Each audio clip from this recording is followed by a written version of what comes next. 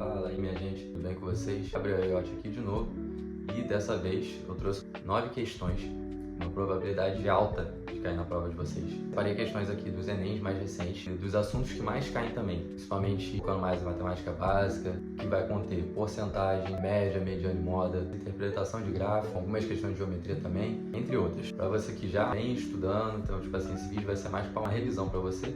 Mas para você que não estudou nada, foca em acertar as questões mais fáceis, porque senão, se você chutar tudo, se você acerta a questão difícil e erra a questão fácil, pelo TRI a sua nota vai baixar muito. E muitas das questões que eu trouxe aqui são questões desse tipo.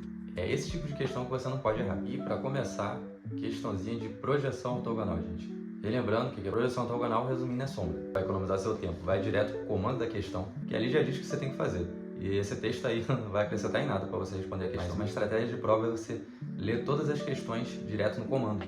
Aí se você precisar ler o texto novo, você já sabe o que você tem que procurar. A forma que vai ter a parte da lua que está escondida pela torre. Essa figura que está se formando aí é um setor circular. Não é um cone, o cone é uma figura tridimensional. Não é segmento circular, que segmento circular é esse daqui, ó. Triângulo isósceles, não tem nem como, porque a parte de baixo é a curva. E arco de circunferência é isso, ó. É literalmente um arco. Então, essa forma aí que se assemelha a uma fatia de pizza é o setor circular. Resposta certa. Questão de mediana agora, também muito simples. O que a gente precisa fazer na mediana? A primeira coisa é colocar todos os valores que nós temos em ordem e depois nós vamos ficar só com o valor do meio. Se essa ordem não for um número par, então nós teremos dois resultados no meio. Se for um número ímpar, nós já temos o nosso resultado, que é o número que vai ficar no meio certinho. Se não for um número par, nós temos que pegar os dois valores que ficam no meio e tirar a média desses dois valores. E é exatamente o que vai acontecer nessa questão, porque aí nós temos 12 atletas. Colocando as alturas em ordem, vai ficar assim. Teremos dois que serão 1,94 e 1,98. Então vamos tirar a média desses dois valores. Acabamos de fazer uma questão de média. Só somar e dividir pela quantidade. Vai dar 3,92, 3 dividido por 2, 1,96. A resposta correta é a letra C. Agora temos aí uma questão bem simples, uma questão de média.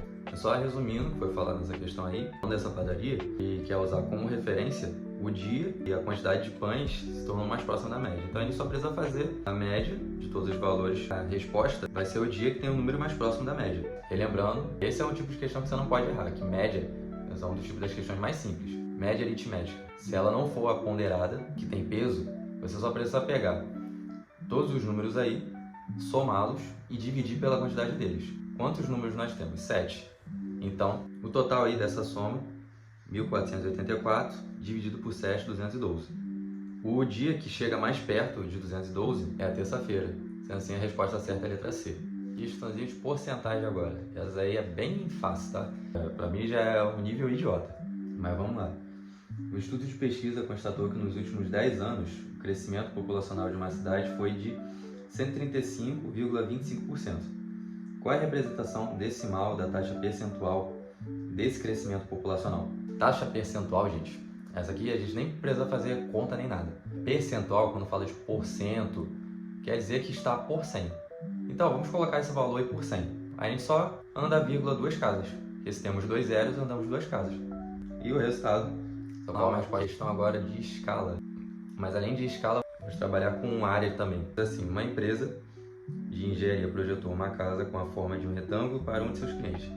Esse cliente solicitou a inclusão de uma varanda em forma de L, como está mostrando na figura. A figura apresenta a planta baixa desenhada pela empresa já com a varanda incluída, cujas medidas indicadas em centímetros representam os valores das dimensões da varanda na escala de 1 para 50. A medida real da área da varanda em metro quadrado é... Bem, gente, a primeira coisa que a gente tem que fazer é descobrir quantos metros quadrados tem essa varanda aí. Ela está formando um L, mas a gente consegue dividir em dois retângulos. O primeiro retângulo aí de cima, a gente já tem as medidas dele. E a área do retângulo é só base vezes altura. A base é 16, a altura 5. 16 vezes 5, 80. E agora, do outro retângulo que a gente dividiu, cuidado, tá, gente? Não vai ficar 18,4 por 4. Porque já pega um pedacinho dessa medida lá em cima. Então você tem que tirar 5. Tirando 5 fica 13,4. 13,4 vezes 4, 53,6. O total, vamos fazer um mais o outro. 80 mais 53,6, 133,6 centímetros quadrados. Agora vamos para a parte da escala. E a escala a gente pode resolver por regra de 3. Detalhe, a escala está em centímetro, enquanto a valor da área está em centímetro quadrado. Então, para igualar, devemos elevar todo mundo ao quadrado. 1 ao quadrado vai dar 1, e 50 ao quadrado vai dar 2.500. Então, vamos multiplicar cruzado aí. 133,6 vezes 2.500, 334.000. Já dá para ver de cara que a resposta aí é a letra A. Metro equivale a 100 centímetros. Agora, 1 metro quadrado, que já eleva ao quadrado, equivale a 10.000 centímetros quadrados. Então, vamos só cortar os zeros. De centímetro para metro, 4 casas com essa vírgula. Aí a vírgula vai parar ali, logo depois do 3.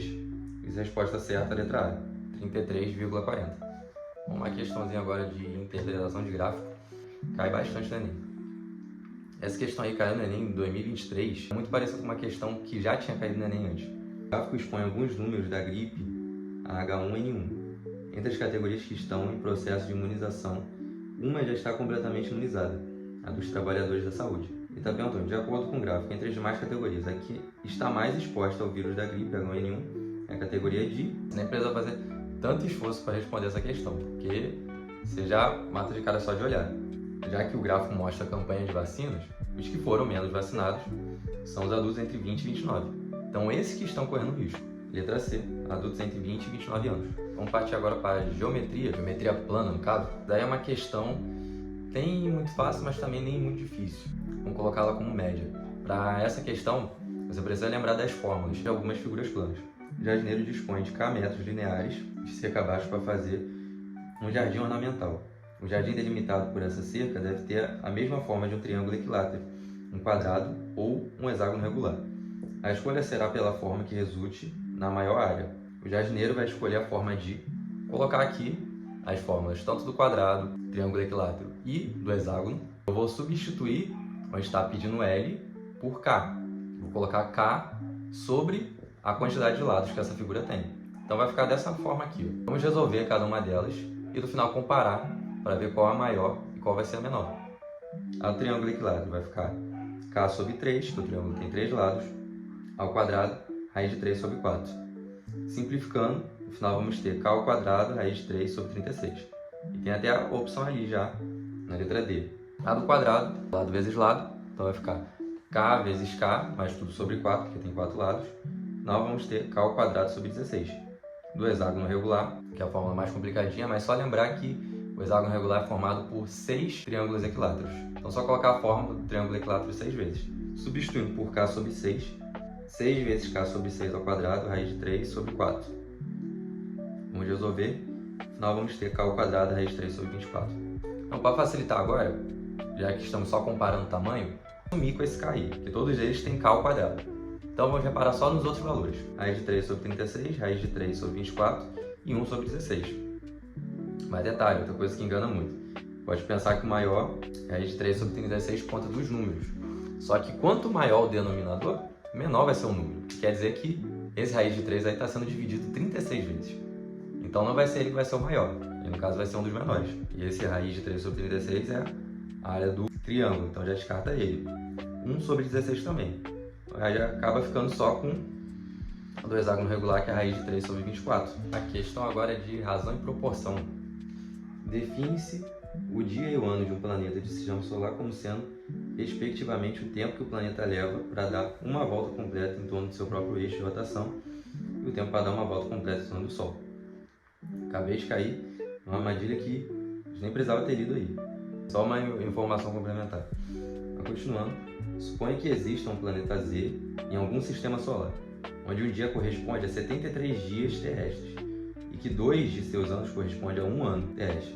Considere que um ano terrestre tem 365 de seus dias.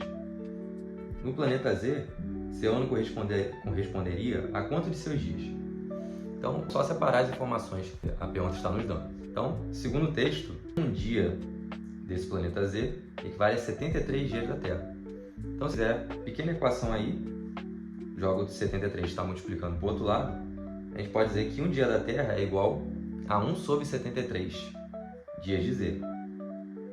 E agora, sobre os anos, 2 anos de Z corresponde a um ano da Terra. Mas aí não vamos colocar 1 sobre 2, que estamos trabalhando com dias, e um ano tem 365 dias. Então, substituindo, vai ficar 365 sobre 2. Então agora vamos só substituir essas informações aqui. Organizando fica assim, 365 sobre 2. Então agora vamos só pegar essa última sentença aí que acabamos de formar e substituir o dia da Terra, que a gente acabou de ver que um dia da Terra é 1 sobre 73. Então substituindo, nós vamos ter uma multiplicação de frações aí, bem simples. 365 vezes 1, 375, 2 vezes 173, vai dar 146. Um ano de Z é mesmo que 365 dividido por 146. E o resultado dessa conta vai dar 2,5. Resposta certa é a letra A. Questãozinha aí de geometria espacial, que caiu no Enem do ano passado. Ele está pedindo para comparar o volume dessas duas embalagens aí, formato de cilindro, e marcar a opção da que tenha maior capacidade. Mas antes de calcularmos o volume do cilindro, vocês podem reparar que não tem um raio, né? Mas a gente consegue resolver mesmo assim. Nós conseguimos descobrir o valor da circunferência desses dois círculos. Então quer dizer que o comprimento da circunferência desse cilindro aí, primeira imagem, é 10, porque coincide com o comprimento da base desse retângulo. A mesma coisa para a segunda embalagem. O comprimento da circunferência dele vai ser 20. Então podemos afirmar que o raio da primeira embalagem, vamos substituir na fórmula do comprimento da circunferência, 2πr é igual a 10. E na segunda embalagem, 2πr tem que ser igual a 20. Letra para um lado, número para o outro, isolamos o r. Temos que o raio da primeira embalagem é 10 sobre 2π e o raio da segunda embalagem é 20 sobre 2π. Então agora vamos calcular o volume dessas duas e vamos usar isso daí como raio. Então o volume da primeira embalagem, área da base vezes a altura, sendo que a base é um círculo, fica πr ao quadrado vezes 20. Vamos substituir a primeira embalagem, π vezes 10 sobre 2π ao quadrado vezes 20. Temos 100 sobre 4π ao quadrado. Temos π, 100 vezes 20, 2.000. 2.000 dividido por 4, temos 500. Então o volume 1 fica 500 sobre π. Da segunda embalagem, vamos ter que o volume desse cilindro é π vezes 10 sobre π ao quadrado vezes 10. Resolvendo, π vezes 100 sobre π ao quadrado vezes 10. Podemos também simplificar o π da mesma forma que fizemos na outra. O volume 2 vai ficar 1000 sobre π. Então já temos aí a nossa resposta, letra D, 1000 sobre π. Aí nem precisamos calcular o valor do π, porque ele não foi necessário para resolver essa questão. É isso, gente, finalizando. Espero ter ajudado vocês, tirado suas dúvidas. Só reiterando, agora na hora de se encher de conteúdo, se encher de matéria, porque não vai dar tempo agora, é só revisar o que é mais importante, o que mais cai e focar nas questões mais fáceis. Não se esqueçam de se inscrever no canal, ativar o sininho e deixar o seu like. Na reta final, o Enem já é essa semana. Não se desespere agora, dê valor a todo o seu esforço até aqui. Mesmo que você pense que seu esforço foi zero, para estar vendo esse vídeo até o final já é um começo. E é isso, gente. Desejo a todos vocês uma ótima prova e até o próximo vídeo.